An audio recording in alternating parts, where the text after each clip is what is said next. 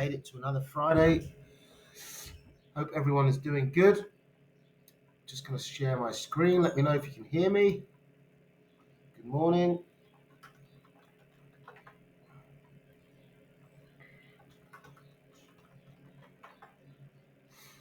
Right, sharing screen.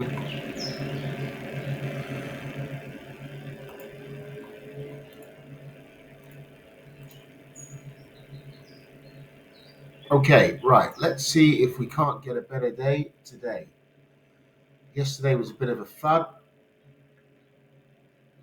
Not the easiest market conditions to trade yesterday, but guess what? Today is Friday, and we've got all of the week's volume built up for some fantastic potential trade setups. And we've got, start a new month, so a new template for the month ahead. We can lean on last month's volume as well to help us build a foundation for the month ahead. We've got all of week's volume built up to help us build a foundation for our setups today. We've got non-farm payrolls as a potential catalyst to blow us off in the direction that we're planning for. And it's Friday. We've got the weekend ahead, so all good. Right. So let me know if you've got any questions, any pairs that you want me to look into. Now, we want to get through this relatively quickly. We've only got 40 minutes or so until a whole string of data, including Canadian GDP, which is strange. Why do we have Canadian GDP? Usually we'd have Canadian employment data. Maybe that's a mistake on the calendar, or maybe I'm still haven't woken up properly yet myself. Let me check that. Yeah, right, so where can I go to check that? Give me a second, guys. While I'm looking into this, please send me through your questions and pairs, and I'll try to get through them.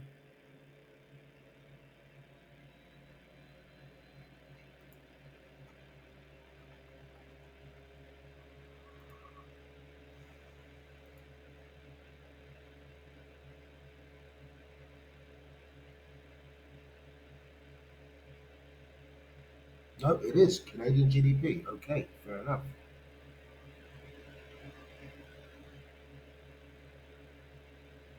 All right. So when is the employment data for Canada? Bizarre. Right. Okay. And also, it's Labor Day, isn't it, on Mondays for the US, I believe. So, right. So, just a quick glance at the dollar then. Let's clean up the chart and look at what's going on. So, we've had a break of structure pretty much. We've come down in one candle starting from here. 1, 2, 3, 4. We've moved inside. That broke structure in my mind. So we've come up inside of that range. So we've had a push to the downside, breaking structure over here. We've corrected, so my best bet would be a continuation to the downside. So we're in a broken down market on the daily chart. We've done a decent correction on that. This is the DXY. Just use this as a gauge. It's heavily weighted to the euro, but we can use it to assess the strength of the dollar versus a basket of currencies. So we've come up to the 50% mean reversion, right? So that is good enough for me to start looking for signs of deceleration of the correction. So that's the impulse down that broke structure to the left. We've corrected up. This is the 4-hour chart I'm looking at now. And there seems to be a reasonably firm resistance area. Another way. So it's a 50% mean reversion. looks like we're coming up for a retest of that area. So we found support as well. So we need to break this level here to give us some conviction on the downside. So if we break that level, would be convinced that we're heading lower. So at the moment, we're still in a bullish correction. So there's nothing on this chart apart from the fact that it's made a 50% mean reversion and it's found some resistance in an area of resistance here. So this gap between that candle and that candle in there on the lower time frames, we will have transactions taking place between buyers and sellers that we're agreeing at that price. So that is a resistance area. We're coming up into that area. Will we see the move to the downside? We're going to have to wait for non-farm payrolls. If we get a break of that of 103.14, then we'll be looking good for shorting the dollar and buying the likes of gold, the euro, the indexes, and so forth. Selling dollar yen, dollar CAD. But if the bulls manage to break the highs on these non-farm payrolls, the thesis will be flipped the other way around, and we'll be looking for a continuation to the upside in the dollar and going the other way in the other pairs. So let's keep an eye on 103.40 and 103.14, and we can narrow this down perhaps on a 1 hour chart, and let's see if we can get any.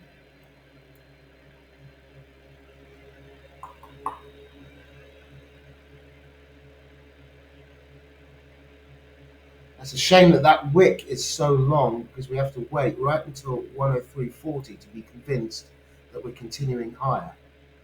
I'm actually going to put a resistance at 103.36 to give us an indication nearer to the market. I'm also going to put one over here. But bear in mind the swing high is 103.42. So we start seeing these triggered 103.34, 36. That's us getting in line, ready for a breakout to the upside. And 103.42 would likely confirm it. That's not to say that it's going to completely shoot high. It all depends on the data and how the land lies after it's come out. We'll also put an upside resistance at this low over here. All right, and then on the downside, just marking off these hourly levels.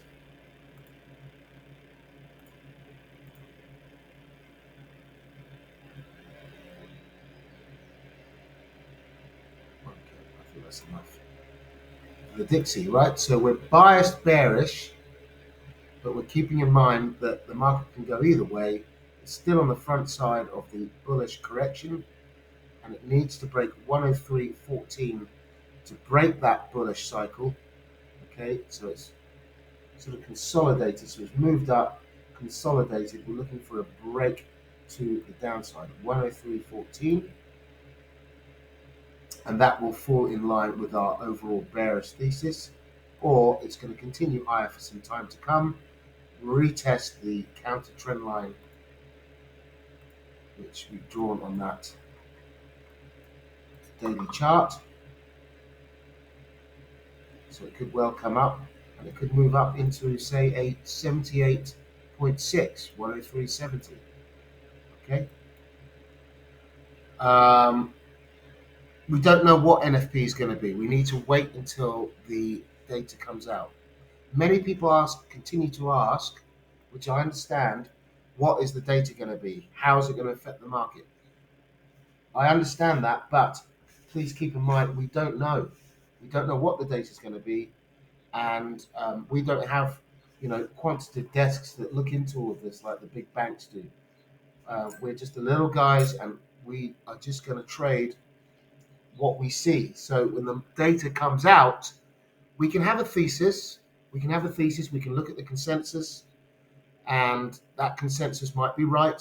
A lot of the time, it's usually in line, but anything above it or below it is where we're going to get movement in the market. So we need to wait for the data to come out. When the data comes out, you'll get the volatility. We also need to wait, in my mind, I'd advocate waiting for that volatility, the initial 5 minute volatility to settle down. Don't just buy or sell the market because of a data point. Wait for it to settle down. If you get a setup on the back of the data, then great.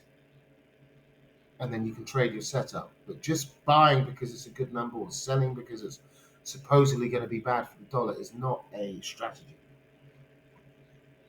Okay, so we're just going to wait for the data to come out. And I wouldn't be positioned ahead of the data unless you took a trade way early on, or you're in a swing trade and you're at break even, then fine. But trading anything right now would be not a good idea. Wait for the data to come out. Also on this, you could argue we've got the makings of a head and shoulders. So left hand shoulder, head, right hand shoulder in construction. So if we get resistance here, then that will likely complete the right hand shoulder, and the neckline would be the lows in and around here somewhere. Um, 102.55, pulling it left, it's round about where the neckline would be.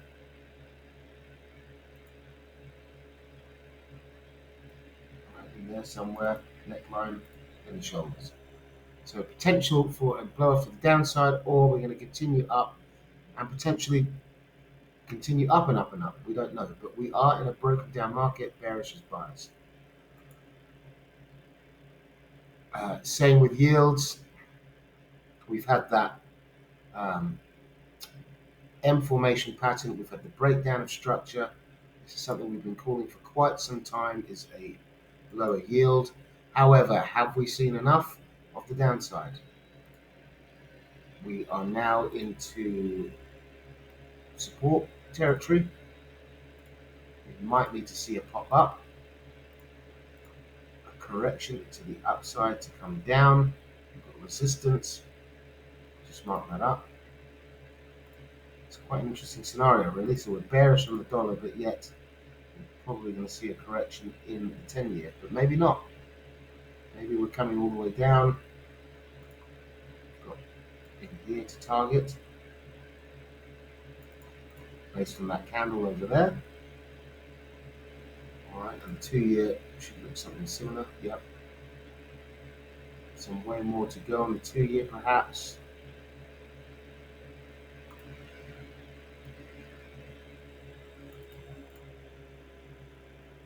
But definitely in a broken down market.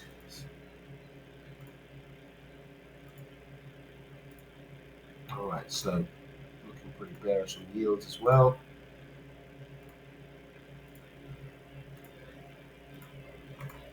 Again, waiting for the data to come out. We don't know what's going to happen. But this is a broken down market. It's pretty extended on that breakout. Usually, as I keep saying, 80% of breakouts fail. You'd expect a pullback. Haven't really had one yet, have we? So we broke out arguably there on this 2-year. We haven't really come up to retest it yet, so just be cautious there. Okay, so I'm going to move quickly to the euro. I've already done my markings up. So on the daily chart, a bit of a mixed bag on this one. Now we are on the third day of the 3-day cycle, Wednesday, Thursday, Friday. So this is the third day of that weekly template. And I've said here, ICI look for a 38.2. Okay. Right, so we've got a couple of scenarios here. One could argue is that we've broken up to the upside because we broke the structure over here. And we've come down very hard, but that's not to say that we can't correct and continue higher. This is from a longer term point of view. Or that we've come down and we're looking for a 38.2 to come down further. Right, but the euro isn't standing out to me as a hot setup, but so um,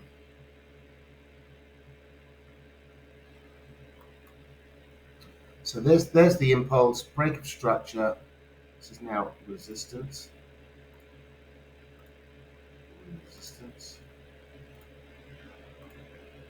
All right, so all of this we hit the stops, so that's been done. These are markers from yesterday, so bear with me. So impulse potential for a correction to the upside.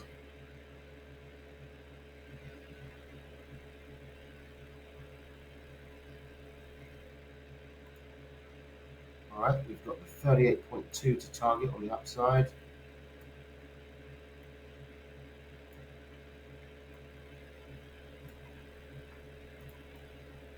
All right, so on a weak dollar, now we're getting the drop, which is nice to see. We want to see that so that we can buy into it. Okay, so if there's no screen, try coming out and logging back in. It seems to work. So impulse correction, prospects of a bullish correction. Or we're going to continue lower into all of this support to the downside.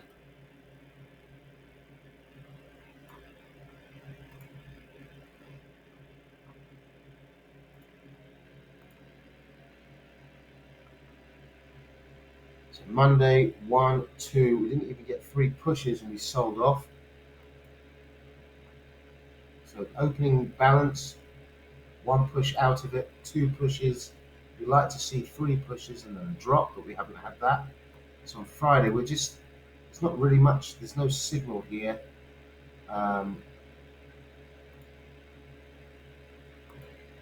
We've got a first red day, but we're very low down.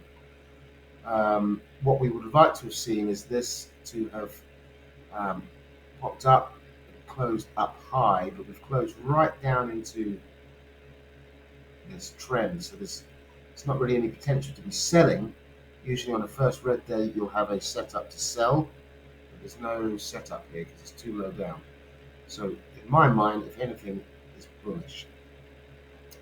So I'm looking for longs. I'm just going to put that at the top. I'm looking for longs.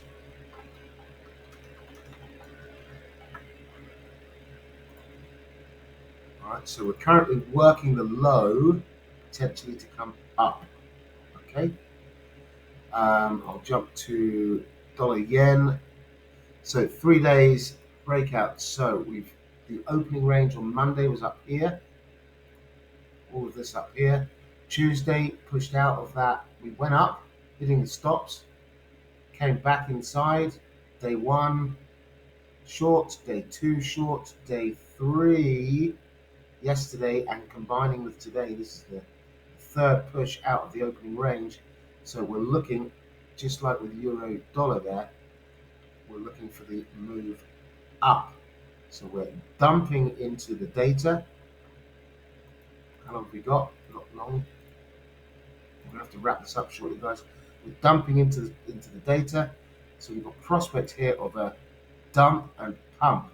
So let's see if the data will give us that, and will be, maybe the data will be the catalyst and we won't be able to catch it by trading the data, but waiting for it to settle and then for the continuation up, potentially. But I've said here on the daily chart, dollar yen has been could be in the throes of making a double top. So we've got 1, 2, and making double top of the daily chart, M formation. We've got M formation in play. Target 144.50, last week's low. Okay, so that's what I've got on here. 3 days of shorts in the market, long squeeze.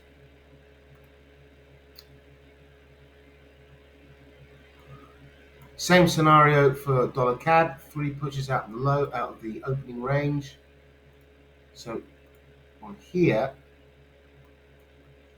now here's a dollar positive scenario. So maybe if we get a dollar positive data number, we can be looking for dollar CAD to be our vehicle to ride the dollar high, because it's all set up nicely for a long consolidating at the bottom. Maybe we'll get a breakout consolidation.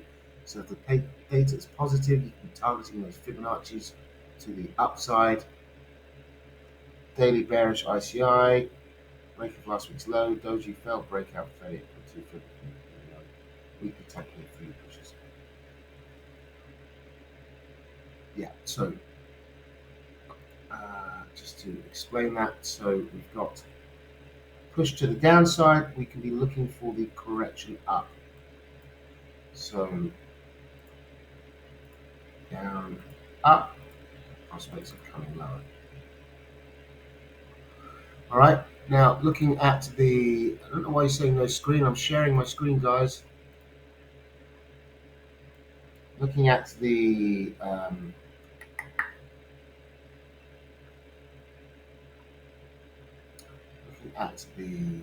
with me, I want to go to the NAS. Right, we've got trap volume up top here, prospects of a drop to the downside, 3 pushes out of the opening range. So there are prospects of a move to the downside here. We've got all of these longs to target, guys. So prospects on the downside, move, gold. Similar scenarios. So we've got first red day. So yesterday closed down. It was an inside day. So maybe we're coming up to hit those stops on the upside of that. The tops of the inside day yesterday, marked by the yellow candles. So we didn't get our cigar yesterday. We got the drop. We made a bit of money on that, but also chopped up inside. It's not ideal to be selling at the lows of the day, which is why this didn't work out. But in this scenario today, we can be selling at the highs of the day, which is fantastic. So this gold is looking good for a nice setup for short to the downside, right? But we need a poor number for weakness in the US dollar. And very quickly, this is the last one we're going to do, guys, because I'm being told to wrap up as you need to move over to the live coverage. We've got literally 20 minutes left, if that is right. Clock, yep, 21 minutes left. So I advise you to go over and see Yohei and the gang in the live coverage room. But this US 30, similar scenario, we've got a first red day, but unfortunately we're pretty low down. It's not to say we can't be selling from the middle of yesterday's range, but it's just not looking as juicy as gold, because gold is a lot higher up, right? So gold is a lot higher up in the week's range, whereas the US 30, no, it's still okay. I'm not arguing with that. Let me get rid of the. So as you can see, we closed lower after a number of days of rise, drop, correction, downside continuation, prospect. All right, we're in bearish territory. What sort of correction have we had on that? We've had a nice 38.2, so could be a nice downside continuation prospect. Right, guys, so we'll wrap up there. That was a quick one. Looking forward to the data. Have a great day ahead, and we shall see you a bit later on in the day. Good luck out there. Thank you for joining as always. Appreciate you.